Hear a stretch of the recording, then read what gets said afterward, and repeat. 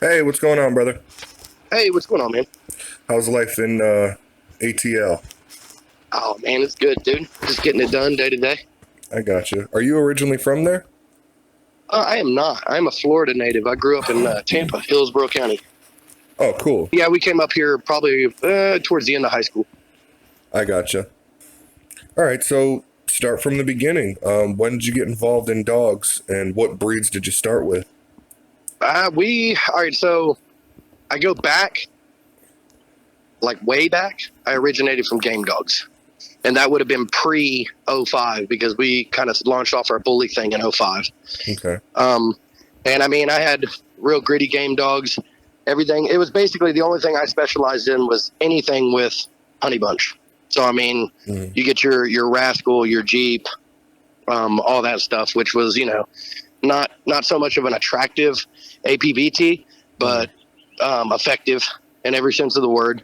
And that was when I was a young guy, man. So, we all kind of go through those growing times where we learn about who we are, and I don't regret anything from my game dog days, but if anything, the caveat that I get from it is everything that I learned through game dogs in terms of the psychology of the dog, in terms of just how the dog works, the husbandry, all that.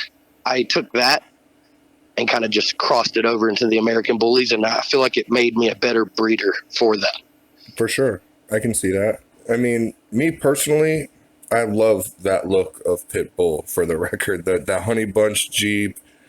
I mean, obviously, the bullies were made for looks, but going back, I love the way that I mean, dude, a lot of the Crenshaw stuff, dude, because I was a huge James Crenshaw fan, and I think that's where the term hounds came in. You hear a lot of old game dog guys refer to, oh, I got some good hounds at the house. Well, the reason I think they kind of coined that term because if you look at a lot of Jeep dogs, I mean, they had some of the biggest floppy ears, mm, long mouth dog, hard mouth dog. But they didn't look like if you were to open a Stratton's book or look at Amstaff's, they weren't that cured, cropped, mm, like sharp looking dog. They looked kind of houndy. They did, yeah, for but sure. they were definitely a working dog. Yeah, definitely. I think the same can be said about like Mayday. Kind of had that same look, the big floppy True, ears. true. And some of the early Floyd Boudreaux stuff, I know Eli threw some real hound-esque dogs. Right. But and the truth is, your typical bully owner, and I won't even single out bully owners. Your typical dog owner are not really equipped to own true game dogs.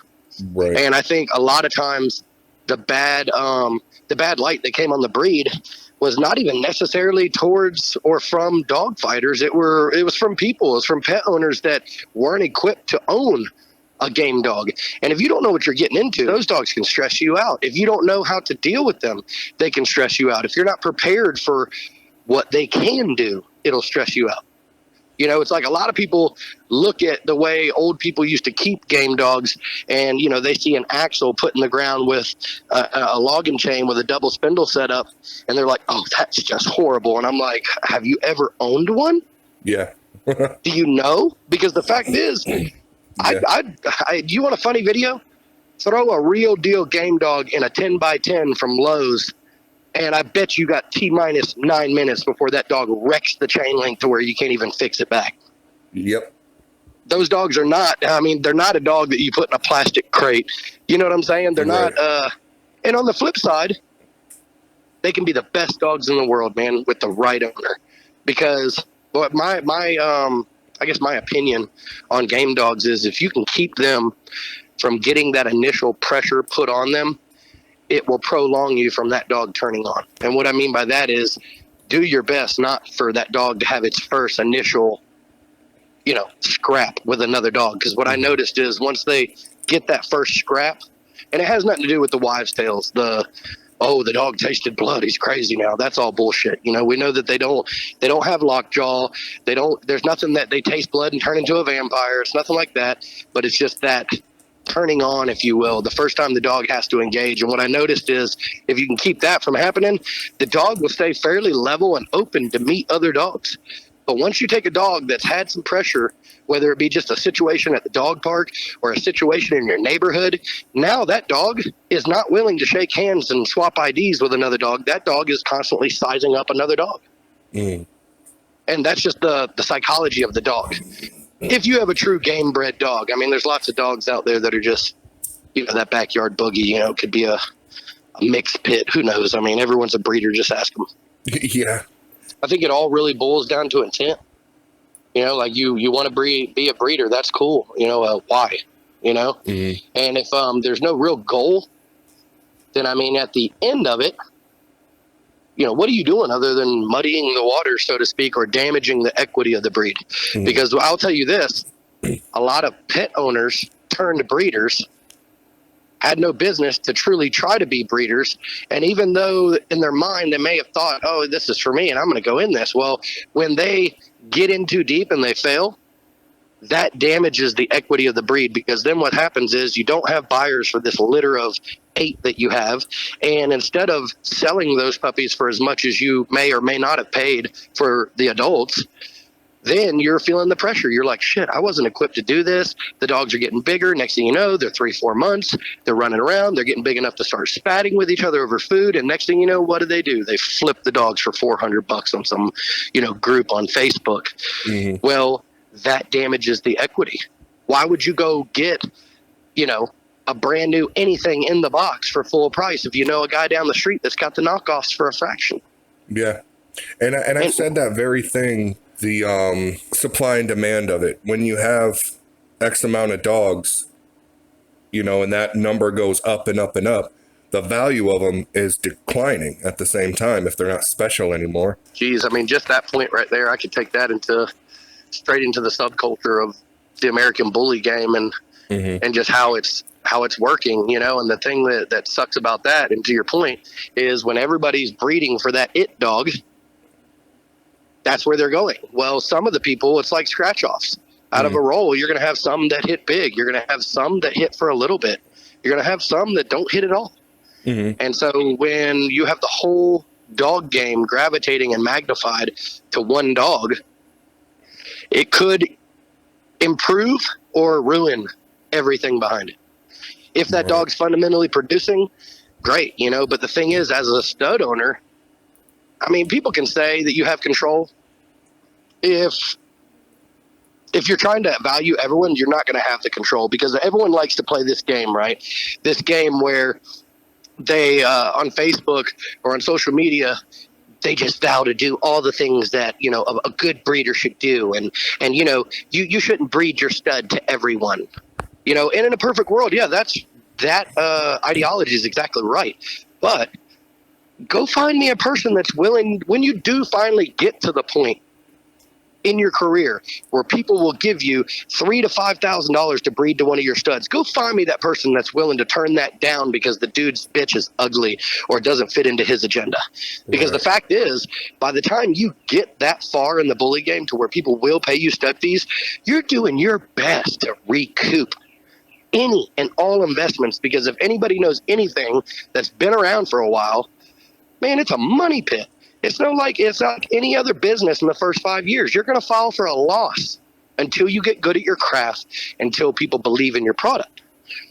So my deal is, and right or wrong, I'm going to keep it a buck. I'm going to be 100 about everything.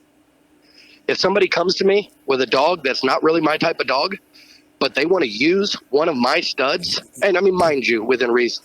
If somebody comes to me with a merle dog, it's a no-go, because I don't want my blood associated with that. I don't want my name behind dogs like that. I know eventually it could happen, but I don't want it to be by my hand. But point being, who am I to tell this guy, hey, your vision's wrong? If he thinks my dog's going to help his goal, his end game, great. And then on top of that, like I said, I'm going to be 100%. Dude, I go through 1,300 pounds of dog food a month. I'm not turning down shit within reason. Yeah. And that's just real. I might be one of the most unpolitically polished breeders there are, dude. I don't care what people think about, I'm just going to be honest. 100%. And I think that's the best way to be, you know, bottom line. You know what, though? Like, looking at, like, I'll be honest with you. Looking at your photos here, I'm not a fan of the American Bully anymore, really, but I noticed a lot of your dogs still have that American Bully look that I like. Well, dude, and they have the nature to go with it. I don't mind a dog, and you know, briefly, me and you touched on this just through messaging, but I don't mind a dog that even has extreme type if the dog possesses other things. Like, cool, your dog looks super bully. What can your dog do that amazes me? And what would be amazing is if this really bully dog can do something other than just stand there and pant.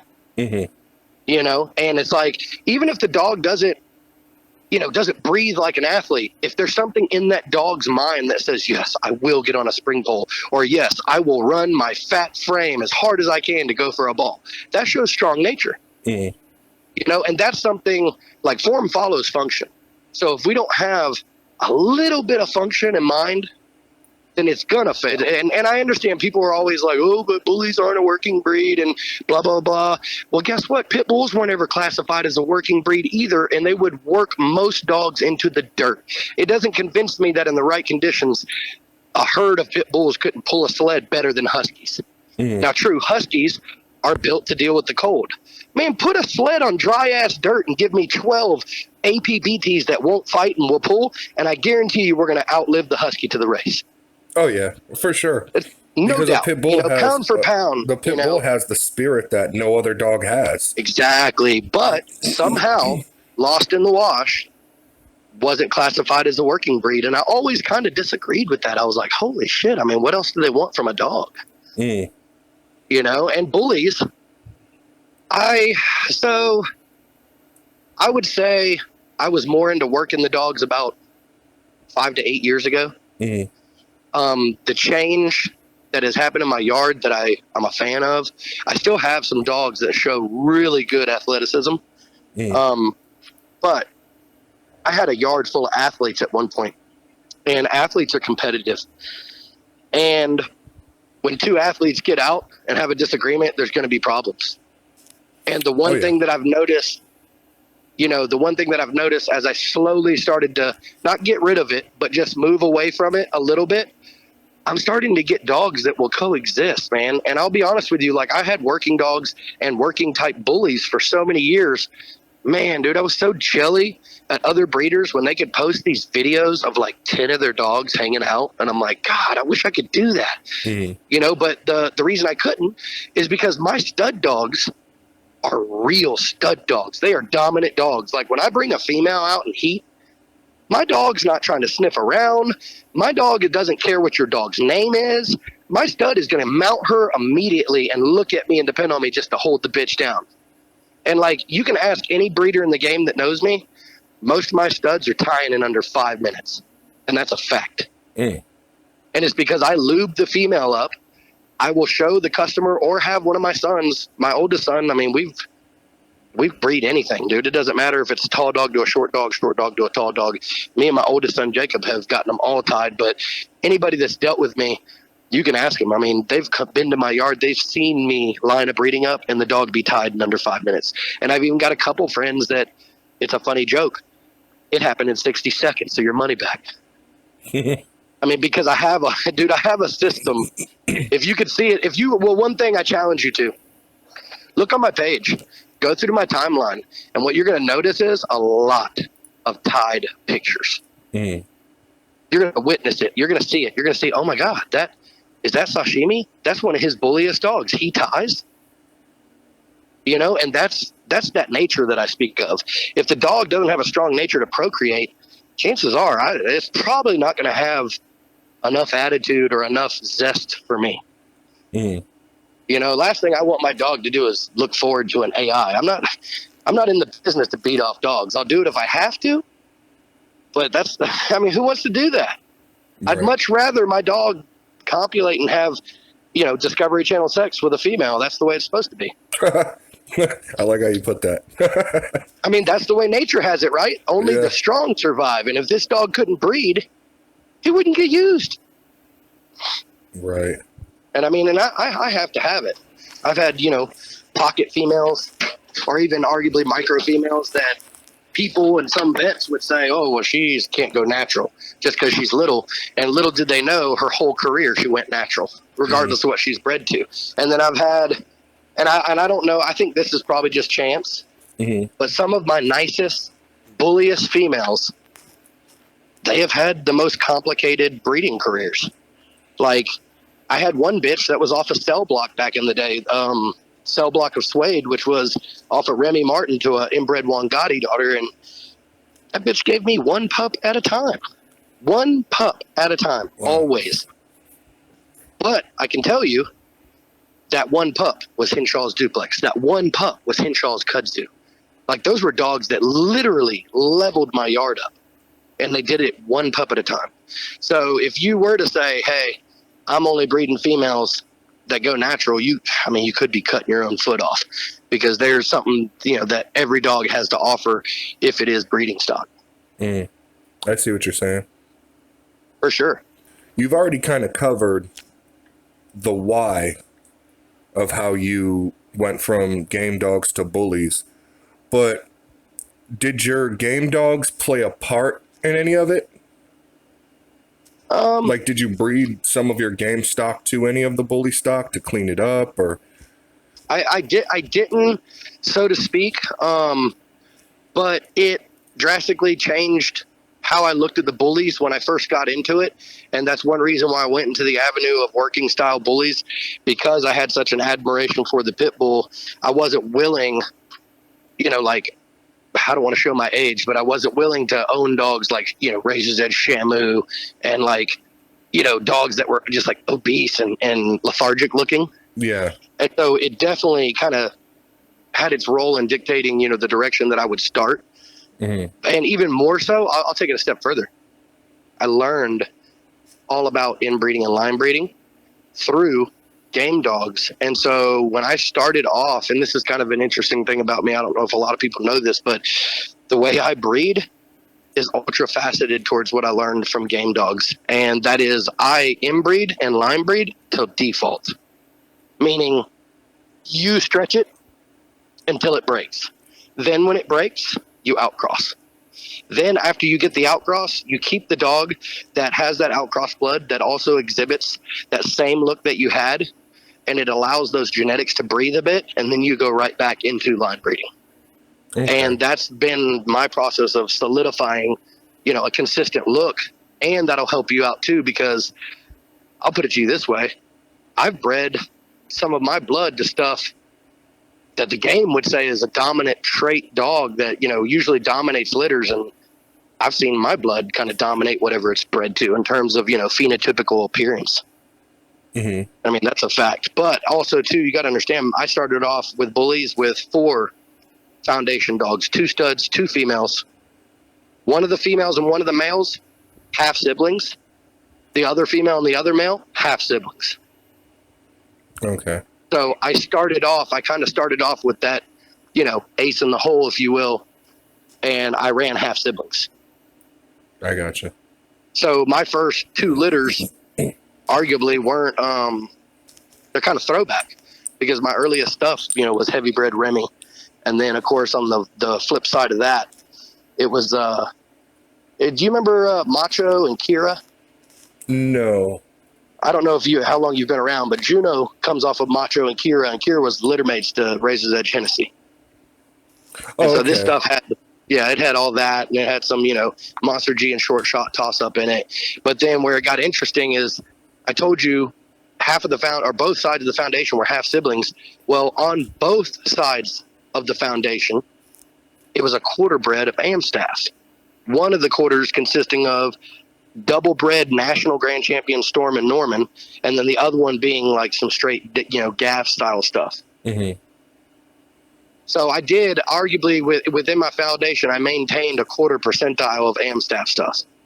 And I think that's like for all the bully programs, I think that's the best way to clean it up for any bully program. It I is, feel like but you better pack a lunch. Because the fact is, those AM staffs have been bred for way more generations than these bullies to be consistent. So the first time you click, I don't care if the damn bully is 50% bulldog. Mm-hmm. You click it to an AM staff, good luck, man. That AM staff's going to walk all over those genetics, and the whole litter is going to lack breed type in terms of what people say an American bully is. But with that being said, I took that long road. I had so many litters where my dogs looked like little pit bulls, and I kept line breeding, kept inbreeding, and before you know it, I started to add certain outcrosses, and I started to get my breed type back, and now I'm getting to reap those benefits because now I have headpieces that can compete with any of these bully dogs. I have mass that can compete with any of these bully dogs, but the difference is now my dogs still have muscle definition. My dogs have short backs. My dogs have proportionate rears. They have strong rears. Form follows function. And so, like, the breeding dogs doesn't have to be that complicated. You have some real brainiacs out here that know all about color coefficiency and all about, the different genes and AT, 18 colors and crossing things up and heterozygous and all this. And it's like, let's not forget, at the end of the day, we're breeding this animal to this animal. Nothing more. And if those dogs don't possess the traits that you're trying to use, what are you really doing? You're just breeding two animals together. It doesn't have to be that complicated. You breed this fine specimen to this fine specimen, and it's a safe assumption to say that half the litter should come out looking something in between. I think as humans, we have a tendency to overcomplicate things. Without getting too deep into that. For the record, I identify as a dog breeder. Oh, there you go. Got to make sure you put that out there. Yeah, no, I have to, that's who I am today, but I don't want you to assume any of my pronouns for tomorrow. Right, of course. Yeah, right. we don't want anybody getting their panties in a bunch. Yeah, people are already offensive, or offended, a lot nowadays. So, but yeah, man, it doesn't, I think the problem or the problems in the dog community has less to do with the dogs and a lot more to do with the people, because the people make the dogs. So if the dogs are subpar and the dogs are shitty, let's be honest, we're not Mother Nature. We're people. We're lining this up. So if the dogs are shitty, it's because of shitty people. So you got two facets to the complications of the dogs not looking right. One of them is shitty people. Ill-informed, uneducated on, what to do. These are pet people turned breeder, trying to get rich quick. That affects the breed. But then also, too, the fact that, and I'm not faulting the ABKC because I understand where they're at. They're a registry, and even though they've been around for a long time, in some ways, I use the acronym for what you tame, you are responsible for. So it would be right for them to just narrow everything down to one class so quickly. But I do believe that the end result, if we could get down to one class of American Bully, that would put more of a stringent box on what the dog is supposed to be. And nor do I think you'll see that extreme amount of variation in any other registry for any other breed. There's no reason why we should have 4 different variations for one breed. That's not fair to us as I will say the OG, the devoted breeders. That's not fair to us. And then 2, it's really not fair to everybody else. It gives somebody a false sense of, well, right. And not only that, there's even though there's 4 variations, there's technically like 20 variations because nobody's sticking to that sauce. Nobody's sticking to that recipe. But it's because of the 4. Yeah. We know just dealing with people, the age old saying, you give them an inch, they take a mile. Well, 4 is too many. And imagine if there's 20 different variations based upon 4, do the math. If we have one version, that will get us uber closer in the future in a quicker amount of time. But like I said, not to demonize ABKC, I see where they're coming from, man. For what you tame, you're responsible for. And this breed started off as a concept. And in the end, or in the beginning, there were so many different types of dogs being bred in to kind of solidify what they were going for. And who knows if even they knew what they were going for initially. Right. It is all a feeling out process, and I get it. You don't want to single out or hurt anybody's feelings that have been dedicated to breeding XLs or dedicated to breeding standards or dedicated to breeding pockets, you know, but at the end of the day, you're going to have to hurt people's feelings to do something correctly. We can't be so afraid of the offense, you know, and so at the end of the day too, it's hurting the breed. So we have to get down to one class. And ultimately, I think that one class is going to be somewhere in between pocket and standard. I think every bully that is worth mentioning or that is a super impressive specimen in person, and this might just be my biased opinion, I believe they're in between pocket and standard. I mean, and I know my yard, I operate, that's my home now. That's where I'm at. I'm on the low side of standard, the high side of pocket most of the time. I flirt with that purgatory line. Right. So let me ask you this. Do you think that, now I ask this to every bully breeder I talk to, do you think that bullies should be used as working dogs? I'm saying as far as pulling weight, personal protection, things of that nature. I mean, I could give you an answer on that, but it would be subjective. And there'd be so many different dependents on. Well, I mean, that's kind of why, you know, that's why we're here. That's why, you know. All right, so I'll put it to you this way. Phenotypically, if you were to try to classify or reclassify, if you will, the breed based upon that, it would do a lot of natural weeding out. So like, and I'm going to start name dropping as far as dogs. I don't want anyone to think I'm a dick or I'm singling someone out. I'm just being real to the science. But if we were to classify the bully as a working breed or start to move towards that, there's going to be certain dogs that won't make the cut that'll get bred out, even though phenotypically they change the game in terms of the way dogs look. So Dax, he'll be the first name I drop. He would have to get pushed out of the registry altogether, all of his blood, for two reasons. The dog does throw a look when done well. I've seen Dax dogs that were amazing. But good or not, I've seen the flaws that come with it. You get straight stifles in the back. The dogs are peg-legged. And like we already decided, form follows function. That dog's not going to be able to perform based like that. And then the even worse characteristic, because I've seen weight pool dogs that had shitty rear ends, meaning they were cow-hawked, sickle-hawked, high-reared, but the dog still had good muscle genetics, so it could pull. It wasn't a conformation dog, but it still could get it done. But the one clincher that's going to kill out Dax in the substrand, if the bullies were declared a working breed, is the palate issues. And there's some neurological issues. I've noticed that you get a lot of dogs come off of Dax and some other dogs that are uber skittish. They have this weird neurotic thing where like they get scared, they'll get anxiety, they'll start hyperventilating, like all off of an if. The dogs almost get worried, like they have anxiety, like car riding anxiety, gunshot anxiety. And then that is only coupled and doubled by the palate issue. Anything that is to be worked, you can't effectively work if you can't breathe. I don't care how strong you are. If you can't breathe, you're dead in the water. Right. I mean, and those are two major traits. I can look at a dog. I can listen to a dog panting and look at a dog's rear end, and I can tell you 9 times out of 10 what's close up in the dog's pedigree.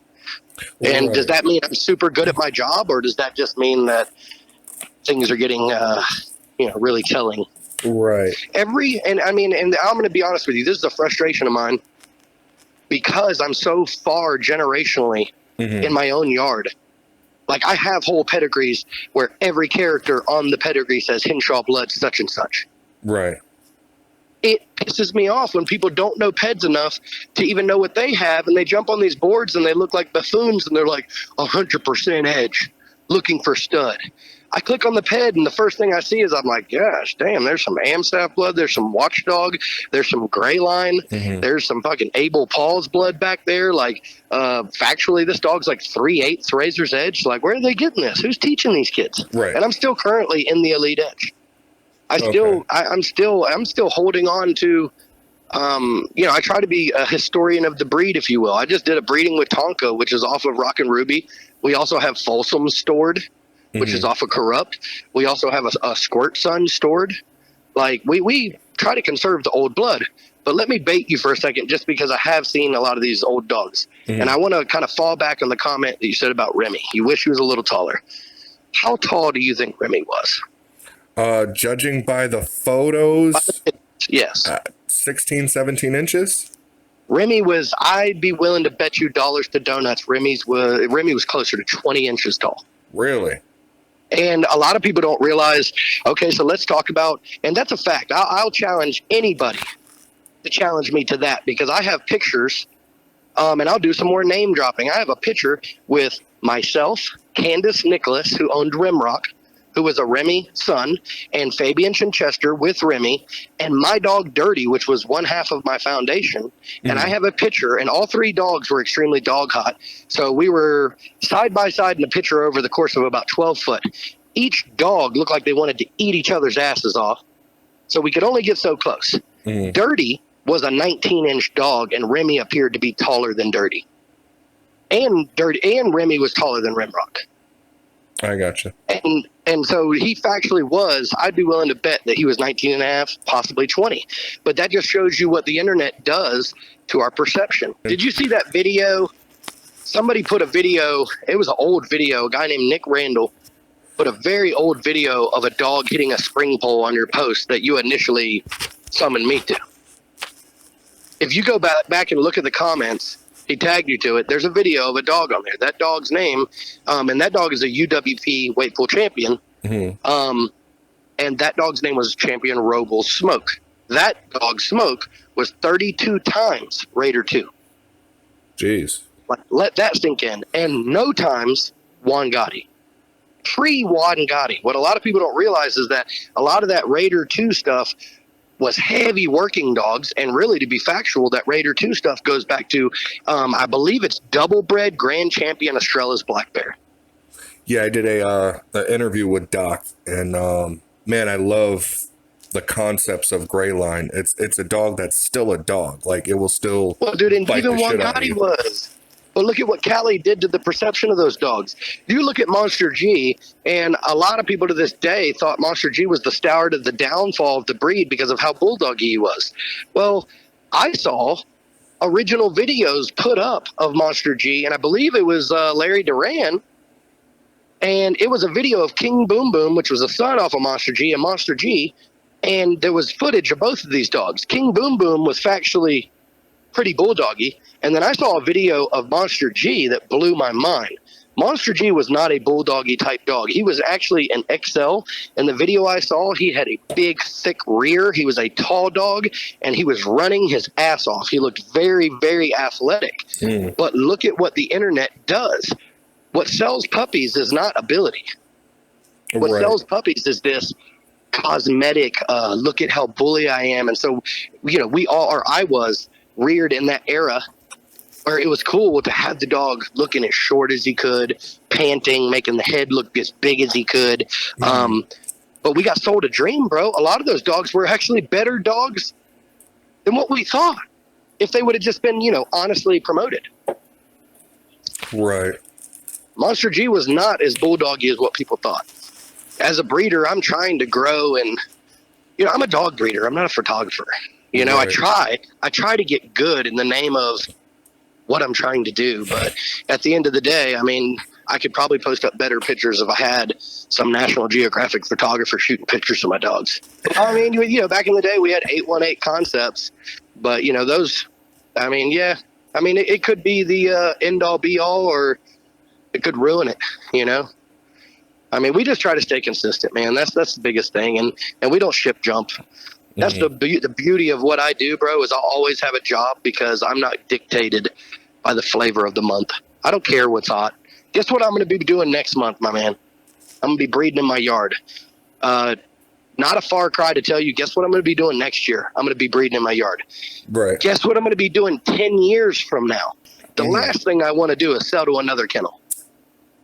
That's the last thing I want to do. They're here to only exploit my work And I am here to sell my dogs to high quality pet owners. Mm-hmm. That's what I want to do. I'm not in love with the dog game. I'm in love with the dog. But you remember what I said, right? Early on, I said, you only get out what you put in.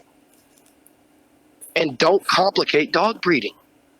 So if you know that over here you got a dog that has extreme type and it lacks conformation, well, then what do you need to bring to the table? You need to bring to the table conformation and structure. Yeah. And so you got one dog that has enough of the phenotype and the bully or bulldog characteristics, and then you have this other dog that has so much conformation and structure that it lacks type. Mm-hmm. You don't have to. We're not doing this isn't nuclear science here. This is I don't know. Maybe I've been breeding long enough to where it seems remedial to me.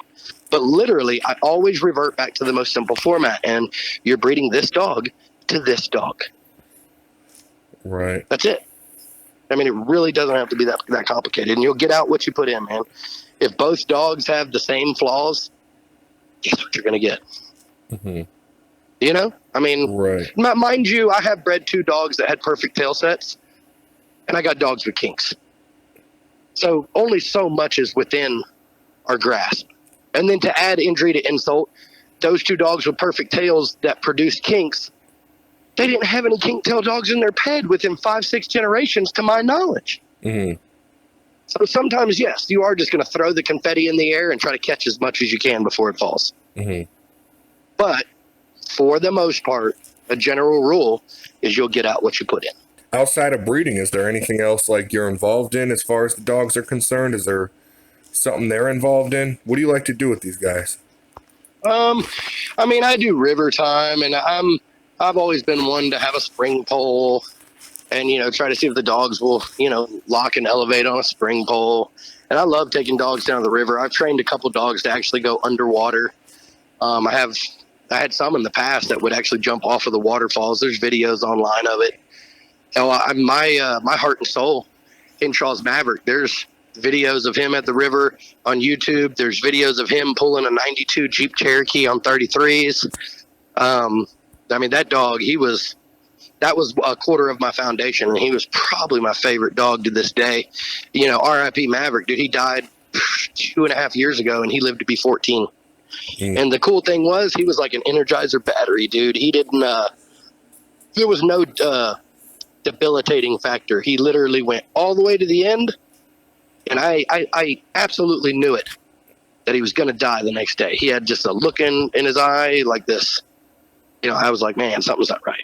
Yeah. Oh, man, I'm sorry to hear that, dude. Well, he lived to 14, though, right?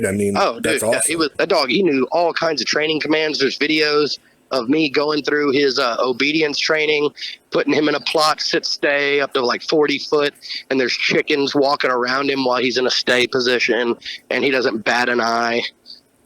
So how many dogs do you have right now? Currently, I'm at 30 adults. I got 30 adults on site. I've got probably another 10 over at my dad's house. And basically the way we do it is, as I produce my keepers, I have this kind of VIP deck, if you will, that's off of my porch area on the house. And it allows me to kind of evaluate my picks per litter. Mm-hmm. And so once I say, once I commit and I say, this is what I'm keeping to further my blood, mm-hmm. I then will send that puppy or puppies over to my dad's house. And he's probably an hour away, and he will literally rear those pups up to about 6 to 8 months. Mm. And then they come back over to my yard, and it allows me to kind of recycle the season. So as I retire dogs, mm-hmm. If I have a dog that's getting ready to be retired, I already know that within a couple years, and I'll start looking for a retirement home. And when I retire a dog, it's not like what a lot of these breeders mean, where they just get rid of the dog. Mm-hmm. When I retire the dog's done. The dog is not to be in a kennel anymore. The dog is to finish out his life on a couch. The dog isn't breeding. The dog is fixed. That's my ode to. When I retire a dog, it's done. That dog, I want him to chill. I gotcha. So what would you say in your whole career, what would you say your number one favorite dog that's ever been on your yard is? Man, that's hard. I would say not. All right, so I'll preface it with this. You didn't say bully.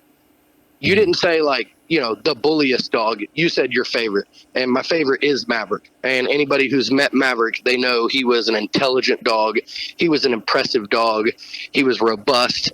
He was overly athletic. He was trained. He was a breeder.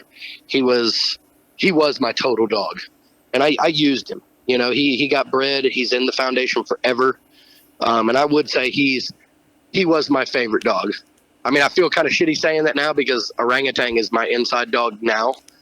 And in terms of, I'll be honest with you, like orangutan he's not as smart as Maverick, but he makes up for his intelligence with loyalty. Okay. He's a goofy, charismatic dog, but he is a super stud. I mean, that sumbitch is tying anything with a faint heartbeat. Okay. I mean, he is a stud, and he produces. His genetic prodigy, like, his potency is on point. That dog stamps shit. I got you. Very cool. Now, what program outside of your own are you digging the most right now? I have a person that pops up, and I've actually talked to this person about doing a collab in the future. And I do like the look of some of his dogs. But more importantly, I like his mind as a dog man. I like his devotion. I think for me, your dogs could look awesome. And if you're a shitty human being, then I want nothing to do with any of it. Mm-hmm. But so this person, I believe we could create something on a collaboratory kind of scene. But because I feel like this person's intelligent, they do good by their dogs, and they're articulate. Mm. I think that kind of rolls into it, and I would have to say Kev from the Lounge Blood. Okay. Like, I like the look of his dogs, but I like his person. I like who he is. I gotcha. Or at least his presence, because I don't know him personally. I've only spoken with him a few times, and we kind of have a mutual respect for each other. Right. There's other people out there that have dogs that I like, but the fact is, if I can't sit down and hold a conversation with you, and we don't gel on some extent, I mean, we're probably not going to build any kind of lasting relationship out of that. I mean, Lord knows I've been doing this shit for 17 years. And if there's good people and shitty people in the dog community, I've run into all of them. Right. All of them. I've dealt with every shitty person. There's not many situations that you could tell me that has happened to someone that would surprise me, literally. Okay. But then on the flip side of that, I'll say this. I'd be willing to put a wager that I am generations ahead of your favorite breeder. Whatever breeder anyone's saying is, oh man, this is that guy.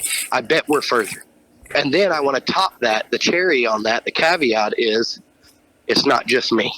Like, I have a gang of people breeding my blood that share the vision, but then I have, and I can count on one hand, I have a real tight-knit group of people that believe in me and that I've worked real closely with over the years, and we do it together.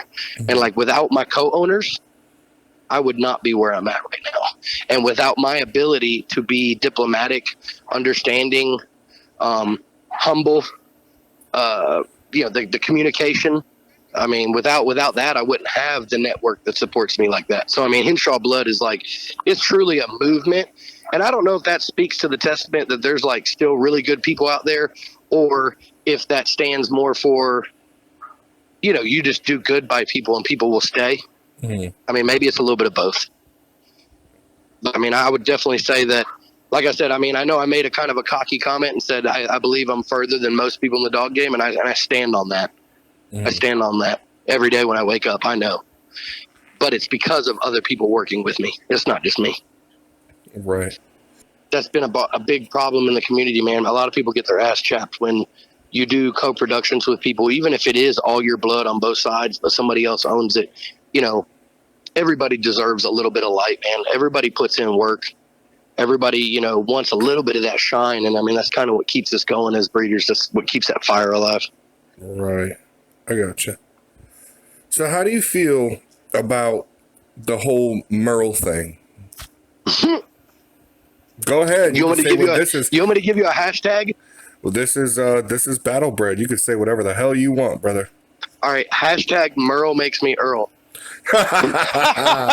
Very good. Very good. Yeah, like I don't. All right, so I don't like it, and so I'll say fundamentally I don't like it for one main reason, because I'll be honest with you, right? So like, I can be biased and accept or see the beauty in anything. So with that being said, I've seen merle dogs that I was like, huh, that's kind of a cool looking dog. Yeah. Well, I mean, and for the record, I mean, I do know certain merle people, but I'm talking outside the bully game. They're not even involved in bullies. I know certain merles who know what to do with a merle. Yeah, no, I get that. And I mean, anything can be done right. But I don't think those extra genetics should have been added to the bully gene pool. Well, I'll tell you all right, so I'll give you the fundamental reason why I don't like it. But I want to I made a funny post, dude, which was kind of like my way of explaining how I feel to show people the reason and why and how I'm biased on the thing. So like, I basically said, merle to me is like a really nice pair of designer shoes. Yeah. And they were brand new, but now they got shit all over them. It's a really nice shoe. Like, I like it. I look at it and I'm like, man, that looks like a fine pair of shoes. But for the fact that it has shit all over it, I don't want it. Right. So meaning the dog that you're showing me, man, that's a beautiful specimen if it were not merle. Yeah. All right, now I want to return back.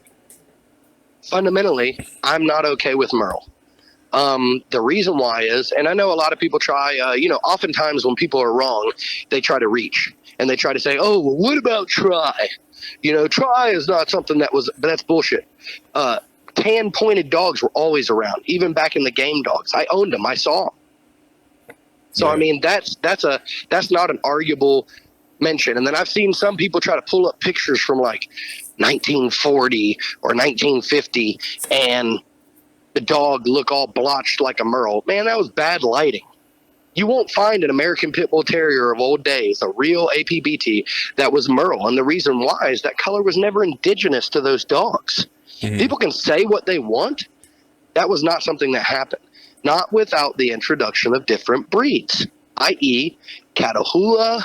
And, I'll say this, too. A lot of these people, I won't call them dog breeders, but a lot of these people that are building and caving into the fad, it's like, why would you use a Catahoula or a Border Collie or any of these other type merle dogs to add that color to your bully when you could have used something like the Alafaha Bulldog and not fucked up the breed type and the mean, in the middle? I don't understand. Like, if it was all a color, use a bulldog. We already had bulldogs in there, so the phenotype will still be congruent. But instead, what you notice is when the merles first came on the scene, probably about 10 years ago, they tried to poke their head out about 10 years ago. And on all the boards, nobody was accepting that shit. They were like, man, that is the ugliest shit I've ever seen. Mm. And those people literally got run out of town as fast as they showed up. Now it's back. And now people are being more accepting of it. But what you notice is like a lot of the merles early on, dude, they lack so much breed type for a bully standard. Those dogs looked like, I can't even say they look like Amstaffs. They look like American Pit Bull Terriers, but not even quality APBTs. And they were merle. And it's because they were using different breeds to get the color. And so that's one reason why I'll never be okay with it. I mean, it's not, and actually you can't even say color. You have to refer to it as a pattern because it's not a color. Right. It's just like brindle. Brindle's not a color. It's a pattern. You can get blue brindle, black brindle, champagne brindle. So, I mean, a merle is the same. You have to treat it like a pattern. But it's not something I like, and it's something I'm staunchly against. And like I told you earlier in our talk, I won't turn down somebody if they have a female that's not par for me and they want to pay my stud fee. I won't. I've invested so much money that I am going to recoup, and I'm not going to judge their vision. And if their dog lacks, in my opinion, and they think my dog can help them out, then who am I? Right. But in the same sense, I will turn you around at the driveway if you think you're going to kind of buy a stud off of me for your merle dog. Because the fact is, I don't want to be attached to that in the future. because I feel like I 100% I feel like it's a fad. So for you, you'll stud almost anything as long as you respect people's vision and whatnot. But If they want to buy the stud fee, fine, so be it. Because you know what? My dogs weren't the fucking prettiest when I started off. Right. The me now probably wouldn't have studded to the dogs that I started off with, man. Let's be real. Let's be real humble about it. The dogs, and I'll parallel this. I also didn't jump ship. I used all those dogs I started off with at the time.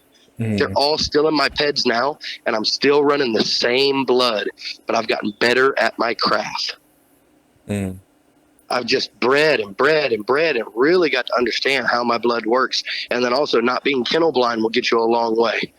You can tell yourself you're the shit every day, but if you're really the shit and it's shitty, you're lying to yourself. But I've tried to be real honest with myself over the years, and I've watched my dogs get bullier. Don't be blind to the outcross. If you need it, you need it. If there's stuff that, your blood doesn't exhibit and it's not there, then it's not there. You got to go get it. But it doesn't mean switch your whole yard up. I can't tell you how many breeders I see year to year. They'll trash the whole yard. It's gone. They're breeding something totally different. I know people that have been breeding as long as me and have nothing to show for it because they yard switch. That's disrespectful. Yeah. And it's not paying homage to the dog. So, final thoughts. Somebody getting involved in the dog game, brand new, what would you say to them? Don't. Don't. We're full. We're full. Yeah, I agree. Go home. You know what I would say? I'd say go buy one as a pet. Get it and just fixed enjoy the pet. And work your fucking job. Yeah. Don't. Yeah, just enjoy having a dog. I've said that 1,000 times. Dude, I can tell you right now, the game is full. It is full. And it's not full of real breeders. It's full of pet owners. And they don't want to be breeders because guess what? When you want to be a breeder, it means you got to learn pets. When you want to be a breeder, it means you learn the autonomy. When you want to be a breeder, you learn the color coefficiency. When you want to be a breeder, you are in search of endless knowing and learning. And unfortunately, look at the genre of so-called breeders we have right now. They're not breeders. They're pet owners, just here for the flip and exploitation to try to get rich.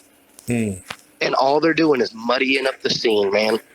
Yeah. That's it. So my advice to a new aspiring breeder, don't. Exactly. And I say that, and I don't want people to think I'm being a dickhead. Right. Fucking own the breed. Own the breed for a while. Yeah. Get to know them. Not just one dog. Like, run through a few dogs. Raise them to their old age. See, the aging process. See the psychological tendencies of the dogs. Get to understand what you're trying to do. You don't just up and jump and say, I'm going to fucking go grab a tiger from the Tiger King. Yeah. I mean, but you see what I'm saying? You just don't decide that you're going to go do something, because what happens is when you fail miserably, I mean, the hell with the people and their ill-invested money. Look at what they're doing to the game. Look at what they're doing to the dogs. Yeah, it's not even special no more. And the fact is, this isn't evolution, man. This isn't nature. And like I told you, the reason why the dogs are so spread out and crappy is because of spread out and crappy people, man. Nature would say that only the strong dogs will procreate. And I hate it when people use the term evolution and dog breeding. There's no such thing. We're lining up the breedings. We're totally in control. And that's why it adds the divisiveness and the fault to the person breeding it. If the dog comes out looking like a cripple, shame on you. Yeah. 100%. I mean, shame on you. And then also, too, we breed dogs out of vanity. I mean, for what you tame, you were responsible for. And if the dog, half of these dogs, man, should have been cold. And the fact is, a lot of people don't know what that is. And then you have people that are uber sensitive. They're like, oh, my God, that's horrible. I mean, it's not really that horrible. It's a very vain thing to be a breeder of any type. And I'll tell you this. This is a huge, huge point that people need to understand. To be a breeder and to be a showman is two different worlds, and it's damn near impossible to do both successfully. And people need to understand that ribbons and titles don't correlate to production. You can have a dog that is titled heavily, that is the most winningest dog in the history of dogs, and the dog not be able to produce its way out of a wet paper bag. And then you can have a dog that is not a conformation king, that doesn't even exhibit all the conformation traits desired, and that dog will consecutively produce better than your grand champion. People need to understand those are two different worlds. It has different levels, different politics, and it's not to be confused. So many people get on that bandwagon, and all it is a money pit. I'm going to go breed to this dog because he just won nationals. Well, before you waste that money and you just throw it in the air and make it rain, I'd look at all that dog's productions. I mean, that's just a fact. If the dog can't produce, then what is the dog worth?